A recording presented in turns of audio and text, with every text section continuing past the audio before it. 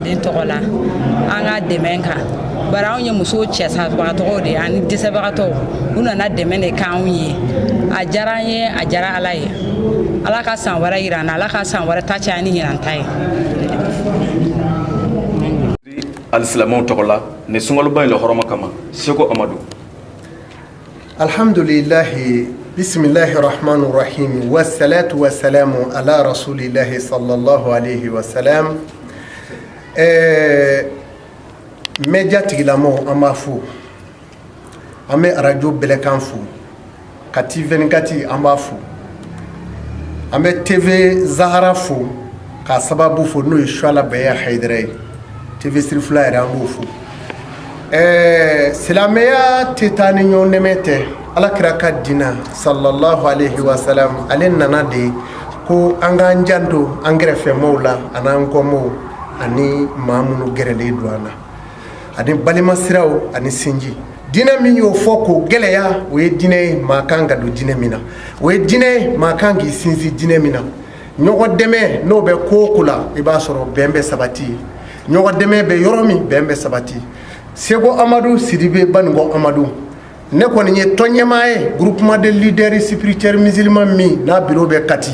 o nyema bayene izuma Union nationale des jeunes musulmans du Mali, o nyema ene nga o nyema ya be kofe MCC o nyema ene nga o be kofe to mene rebolo no ye toy fatulay Mali toy fatulay asigira depuis 2014 asigile a bureau composé ka récépissé dama famo ka fo a nini demenga kan ni ye deme tombaye ame préfet fo barla depuis 2014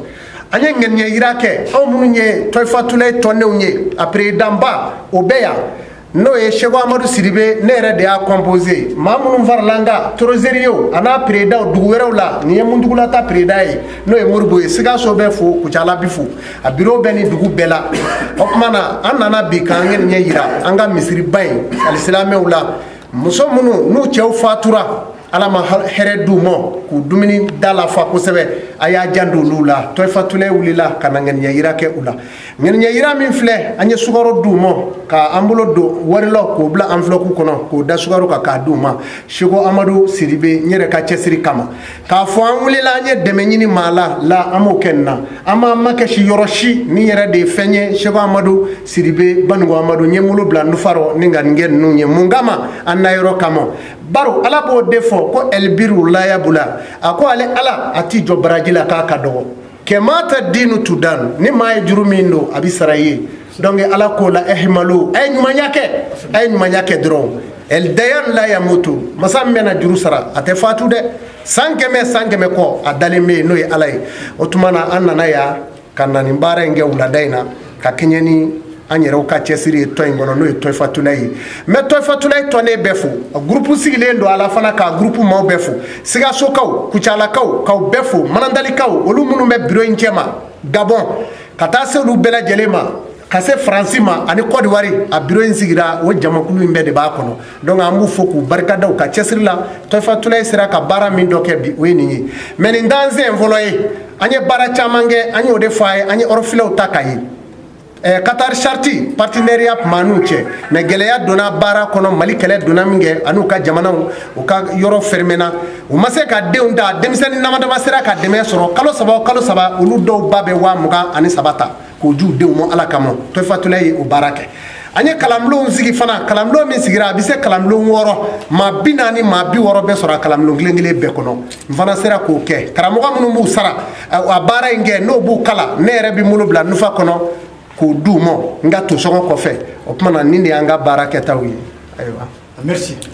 alislama tita deme go saga naka wati yali ka deme be ke sungalo watu ndron kama wa wali iba ke sanga naka wati bon deme a dabolende sungalo drongama toy fatulay fenye a composer lendo nyumanya chesiri senia kenenya ko ani siporu kata se awa dine werew deme nyogonyaw ma toy fatulay a koro ere jume alislameya kana toy fatulay minye ko silameya tawafu baw katana ye yoro bela tabafuli koro e ka la munumunu ka do yoro la silameya re kunde yoro mi donc wati o wati an perele no ka demenge maye mamunye oroflewye ka dɛmɛ kɛnɛyako la ka maa fana dɛmɛ saniya la i n'a komi o ye miiridaw ye k'olu dɛmɛ burɛtiw la jeune tɔn minnu bɛ yen n'u b'a fɛ ka yɔrɔ saniya n'u sera an ma an b'u dɛmɛ ni burɛtiw ye ani baliyelifɛnw ye u k'u ka fɛn kɛ minnu ye sipɔri kɛbaaw ye fana kɛnɛyako ani farikolo ɲɛnajɛ an fana pɛrɛnlen don k'u dɛmɛ u k'u ka denmisɛnya ɲɛnajɛw kɛ donc Toyifatulayi ye nin dama de ani dunkafa.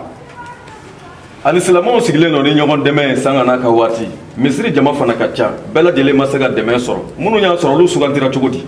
bon minnu y'a sɔrɔ olu sugandila ka da Toyifatulayi ka se hakɛ ma komi n y'a fɔ a ye an ma dɛmɛ sɔrɔ in na ka bɔ fan bɛɛ maa ma nɛmɛ fiyewu an yɛrɛ de ye bolo don an dufa kɔnɔ k'a fɔ biro m'an bolo ko wari b'o kɛsu kɔnɔ fɔlɔ ayi o tɛ Toyifatulayi la fɔlɔ a ɲɛmaa yɛrɛ Seko Amadu ne ye n ka ɲinini kɛ ni n ye tan sɔrɔ maaw ka duuru dun n yɛrɛ ka duuru dun o cɛsiri kama a bɛ se ka maa hakɛ min ka dumuni bɔ an y'o don o ma fɔlɔ mɛ n b'a ɲini Ala fɛ nin yɔrɔ in na Ala kira ɲɛfɛ Ala se di ne ma n ka se ka dɛmɛ kɛ alisilamɛw ye bɛɛ nimisi ka wasa ni Ala ye nafolo d'an ma an t'a dun ka silamɛw to n'an y'o kɛ Ala k'a minɛ an na.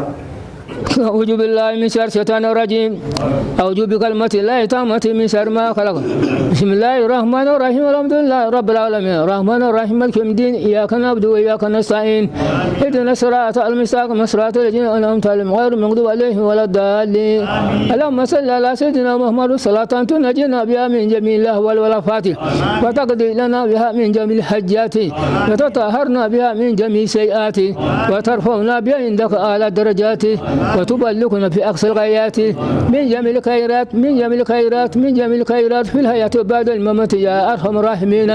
وصلى صلاة كاملة وسلام سلامة من على سيدنا محمد الذي تنهل به الوغداء وتخرج بها الكربى وتقضى بها الحوائج وتنال به الركائب وحسن الكواتم وسلسلك من بوجه الكريم وعلى آله وصحبه في كل مهد والنفس بأرض كل ملك يا الله ربنا اغفر لنا ولإخواننا وللذين سبقونا بالإيمان ولا تجعل في قلوبنا غلا للذين آمنوا ربنا إنك رؤوف رحيم اللهم صل على سيدنا محمد الفاتح لما خلق والكاتم لما سبق ناصر الحق بالحق والهادي إلى صراطك المستقيم وعلى آله حقا قدره مدار الأجم أما بعد بسم الله والملائكة يصلون على النبي يا أيها الذين آمنوا صلوا عليه وسلموا تسليما صلى الله تعالى عليه وعلى آله وصحبه وسلم تسليما سبحان ربك رب العزة ما يصفون والصلاة والسلام على جميع الأنبياء والمرسلين الحمد لله رب العالمين.